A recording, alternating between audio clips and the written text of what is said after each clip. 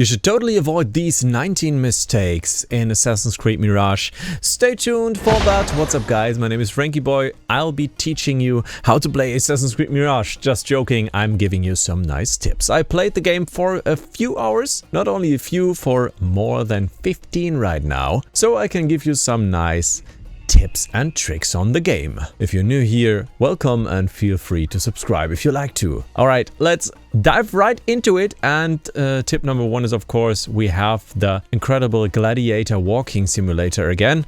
But I'm playing on PC, so I can't control how fast Basim walks. That's sad. Tip number one, the tokens. You should always keep a lot of tokens in your inventory because you will need them for the story. They can make your story experience even faster or easier, or a little bit more immersive. Just keep a few of these, like 3 of each, all the time in your inventory and don't spend them. I will as well teach you how to get as many as I have. It doesn't take a lot of time. Trust me. Excuse my big face cam, but I don't want to spoil you. I want to keep this video as spoiler free as I can. As soon as you have the contracts on this side of the investigation tab, you should definitely look up for some, because you can get some awesome rewards. Especially look out for those with skill points. You can finish any contract you get directly, so just go ahead and get those skill points. They will make your gaming experience a little bit nicer as soon as possible. And to be honest, I even did those before my main missions. So you have to finish one main mission, I think, and then you're good to go after like 3 hours or so. Tip number 3, always steal, always pickpocket. You will even be able to pickpocket right from the start of the game. And this makes it so easy you can improve your pickpocketing skills later if you want. I will give you some tips on that, but it's super important because you will get all of these tokens in a rush. But also, you will get a lot of money, a lot of dirham. You will get like direct dirham, and you will also be able to sell all your junk to the nearby vendor. From the stuff you stole, you will make a ton of money. And you will get rich so quick, get every skin you want from any merchant in the game. It's just, I don't know, game breaking easy to just pickpocket anyone that has a pickpocketing thing on their body. If you want to, you can of course scan the area and check which NPC to steal from. As you saw, another necklace, an elixir, get some tokens, some money. It's super duper awesome. And with all this stuff that makes your life easier, you can even steal the tools. You can easily like make 1k in 10 minutes if you just go around and steal from any person you see. Go to the bazaar in Kark or so. Go to a crowded place and you will be rich in a second. Tip number 5, the pickpocketing has a minigame. You of course know it, and you can actually disable it. Just go to options, gameplay, and over here, turn on the guaranteed pickpocket. It will turn off the event and you will be having a good time. And if you want to, you can also get the pickpocket master. It will increase the skills as a thief, of course, and this will sometimes give you the guaranteed pickpocket without the event. But to be honest, I never failed the event and I only got this to get to the engineering skill, which is super duper awesome. We'll get to the skills I pick in a few moments. Tip number 5, as soon as you are in Baghdad, you can explore everything except for the gardens, of course, and you can get any viewpoint you want right from the start. So go ahead and do so, but because it will actually unveil some mysteries on the map and give you some hints on what to check out and where to go, like which box to get. And there's also like a cartographer that sells some information on chests, enigmas, books, gear, etc. He's located over here in the Round City. Totally awesome to check that one out. Just go into the Round City. You have to pass some guards to do so, but it's pretty easy to be honest. So check that guy out. Tip number 6, always prepare for missions. Before a mission, just go ahead to the next bureau of assassins or teleport yourself over there. Eat. Make sure you have everything with you that you need. There are always like these boxes to fill up your tools. You don't need to buy that. You can just get it at your local bureau, or you can even steal some of the tools you need for the mission at some NPCs in the city. So if you're lucky, they will have a smoke bomb on them. It doesn't happen all the time, but it does happen from time to time. And of course, your last play to go would be the trader, to just buy everything you need, to just buy a stack of smoke bombs because they are totally awesome and rock. Like I'm in love with the throwable smoke bombs. You should definitely check them out, and as well the traps. I will come to that later. Tip number 7, always buy at the traders. Just the normal traders, they sell these components and you need those. Buy any component you can find. I left over one component, but I bought every single leftover component. You will have a lack of those. I mean, leather and steel, it's not that hard to get, but components are. Always go to the vendor and buy them when you can. Also, you should definitely get the prices reduced by 30% immediately. And you can sell your trinkets over here, all your trash, and then get those on a cheap price, 30% cheaper. There is a way to reset those traders. That's why you should definitely go ahead and get those immediately. First way is to play a story mission where time passes by. So you just in a story mission and have to wait. This will trigger that. It won't trigger by meditating yourself, only in story missions. The second possibility is to grow up in a rank. Like, I am a Hidden One's disciple right now, and getting to a new rank will refill the inventory of those traders. So then you can go there and buy it again. Definitely a very awesome trick to get all your stuff to the next level. And these components, they are really like the weak point of upgrading. I think that's very handy to know. Tip number 8, blending in on a couch or something like this. You can pass time then, it's like the meditation, but it doesn't refill your trader's inventory. It will just let you pass some time, and we have nighttime, and we can pass some time again to the day. It's just a nice thing to change the weather or the daytime. I think Baghdad looks very awesome at both daytimes, like of course golden hour is the best, or at night when you have these orange lights but the blue sky. It is a really nice teal and orange look. Number 9, the best tools in my opinion. The third best tool in my opinion is the throwing knife. Just throwing on PC is super easy. I think it's not that easy when you're playing on a console. I played like 12 hours on console on PlayStation 5, and I did some hours on PC, and I totally prefer PC for aiming with the throwing knives. They are so much better on there. They are like awesome for instant kills. Yeah, you can just throw them and kill some guys instant. My second favorite tool is of course the smoke bomb. Super handy to throw, super handy to quick use, and you can assassinate enemies in those smoke bombs whilst staying hidden. Super awesome. Totally love that one. And my favorite tool, which I didn't expect to be my favorite tool, is the trap. Trapping is so easy and so nice. You can just hide somewhere, throw some traps, and yeah, wait until the guys come, they get stunned.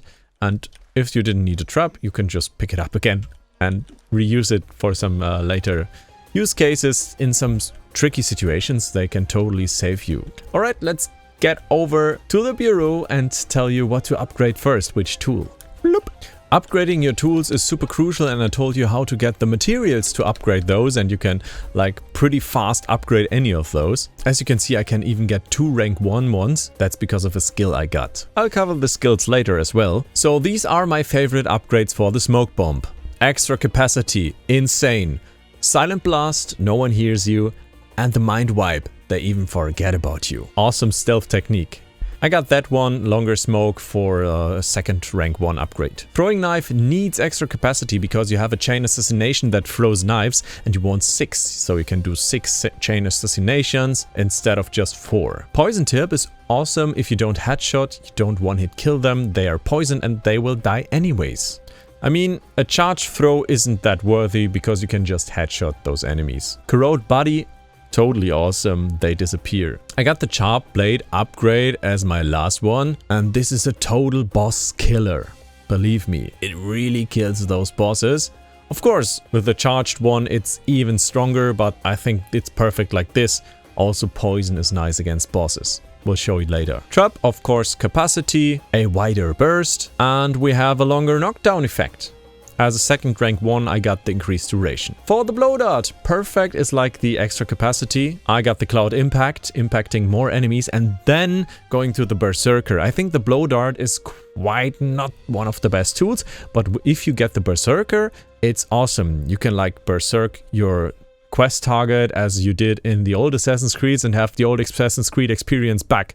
I remember in Assassin's Creed 4 Black Flag, just blow darting on a boss and he would kill himself with all the guards. Or he would kill the guards and I would just have to kill the boss. Is nice anyways. I extended the range, that's what I did on the last one. As for the noisemaker, it's my least favorite tool. It's quite handy if you want to play just stealth. Only stealth. I got extra capacity. I have 10 now, and a louder explosion to lure them away. I think I would get the fireworks upgrade second, you don't need damage with that one. And then of course the shockwave, because terror would fear them away, and so enemies get out of control. This is like the worst thing to happen, you want them to be controlled by the noise, and using that as a terror tool. I think it's total garbage to use that in that way. Tip number 11, weapons. Weapons are totally irrelevant. Believe me, you can like finish your whole game with the initiate of Alamut sword and the fitting dagger, no problem at all. But I have to be honest with you guys, the Prince of Persia pre-order or like deluxe edition thing, I mean, you can discuss on the looks of it, but you have like a second life. You have 20% healing when there's slow time and you kill an enemy, and you have 3% slow time after parrying. You just parry, kill and heal, parry, kill and heal.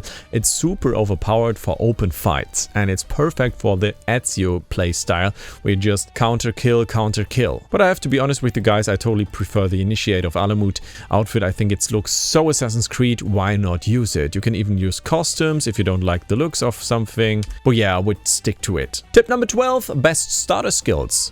Get the extra tool capacity as soon as possible. I would even say like 2. When can you get it? After beating the first story boss. So quite early in the game, like 4 or 5 hours in the game, you can get it. I think the Trickster tree in general is super awesome. Predator tree is super weak. And Phantom has just some nice things like the chain assassination and some more hidden down there. The Trickster tree in general focuses on the tools, and tools are super awesome in this game. I love them. They feel so Assassin's Creedy. I love to use those. Oh, and by the way, the Pickpocketing Master, it makes pickpocketing easier, but as said before, you can just turn off the event anyways with a normal gameplay setting. The next tip, exploration. Exploration out of Baghdad can be so rewarding. You will find awesome things like a beautiful oasis, or this is one of my favorite places where you found awesome loot. Let's fast travel there. I think outside of Baghdad the sheer beauty of the game comes out, because I mean, it's still a PS4, PS5 game, but it looks beautiful anyways. It really doesn't need the ray tracing to stand out. It's still a beautiful open world game. And you can see it on the outside of Baghdad especially. It reminds me of Origins, but with a more Arabian touch than Egyptian touch, of course. And you have some really nice things to explore outside of Baghdad as well. So check that out. It's totally worth it, worth your time. Just enjoy the desert and maybe you'll see like a Mirage. That's what it's about. Tip number 14. There is no leveling system. I mean, yeah, you have the ranks, of course, but that's it. Right from the start, you can go anywhere you want. You can explore anything you want, except for the Garden City, of course, but the Round City can be explored, every part of Baghdad. It's an open city you can explore outside of Baghdad and just enjoy anything. There's no level border like it was in Assassin's Creed Valhalla, etc. So go ahead and enjoy everything right from the start. Tip number 15, wrong tooltip. When you hover over a weapon and you have everything to upgrade it, it says visit a tailor to upgrade. Who would visit a tailor for upgrading a sword or a dagger? It's totally wrong. That's a lie. Go to a blacksmith. Just a quick mini tip, but it's false info. And they even translated it to the German version of the game, so it's in both of those versions, and both versions have it wrong. Don't get fooled by Ubisoft. Alright, but let's visit the blacksmith, because it's actually interesting. You can't always just upgrade here, you can also change the appearance. So you can change like the Initiate of Alamut to every sword you have, to maybe one of those, or the microtransaction sand sword. You can do that as well for the daggers and give maybe the Dagger of Time a more realistic look. So totally possible to do so. I think it's a nice feature. They have it in the game right from the start and it's free. I mean, it costs some in-game money, but not real money. And right now I can't access the in-game shop, I think. Let's try it out. Let's go to the store because it's still early. Oh wow, they put it in. This is October 2nd, so 3 days to go. They have the lightning weapons pack. Wow. Sounds totally overpowered. We have the Jinn pack, the Fire Demon pack, the Maps pack, the Master Assassin pack. Holy crap, they make me poor. That looks awesome. Gotta be honest with you guys. Some nice costumes in AC-15 style. Looking incredible. Alright, I'll make a promise. I will unbox these and tell you how each and every one of these microtransactions is worth it or not. Spoiler, of course, it's not worth it. You don't need it. But I will show it to you so you don't have to buy it. Floop! On with tip number 17. The wanted system. It's quite easy. You have 3 ranks of wanted, and if you just slash through civilians, you will be easily wanted 3, and that really soon. And then you will be chased by a really big boss. You can hear the horn and he will appear. There he is, and I have some tips for you guys to actually be able to kill this boss, and that is of course using the tools. Like, that is a pretty tough enemy. He's pretty tough, has a lot of life, and some devastating shots for you. But if you use tools, e.g. the trap, like the trap is super awesome, trap him, and then you can throw knives, throw a knife, throw a knife. Ah, you're out of ammo, okay, damn. Also, what's always awesome, whoopala, is like the smoke bomb. It's one of the best tools for using against him. Slash him in the back. He will sometimes slash you back, and he has also the possibility to heal himself, but using the tools will make the deal. It will make him die fast. Otherwise, you will have a lot of problems. And as you can see, I collected some knives out of him again, and my wanted system is down again. You can also like buy to get the wanted down at Munadi's or a power token, or you take down your posters, of course. I would encourage you guys to take the fight and fight against one of those incredible bosses. Floop!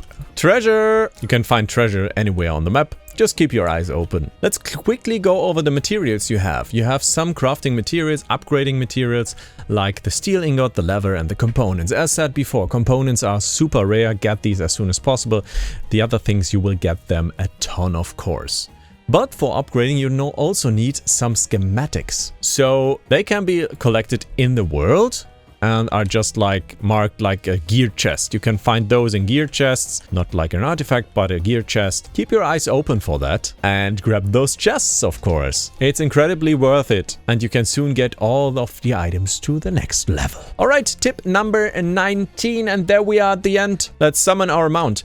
And that's a quite easy one. Just make sure to follow the road, and then you have the option to go to objective. And this can be so worth it, because if you have a guy leading your way, maybe on a mount, just make sure to keep some distance to your target, then start following the road, then make sure to go to the objective, and Basim will follow automatically. It worked in the last 3 Assassin's Creeds, and it works in this one. Of course, it's like a Valhalla DLC, of course it works. And you can save some time, like drink some Coke or enjoy coffee. Alright guys, and that's it for today. I hope I could help you out and you learned something about Assassin's Creed Mirage. Happy to have you here. I will be covering this game with a lot of videos, so stay subscribed for more if you want to. And I will speak to you in the next video. Goodbye.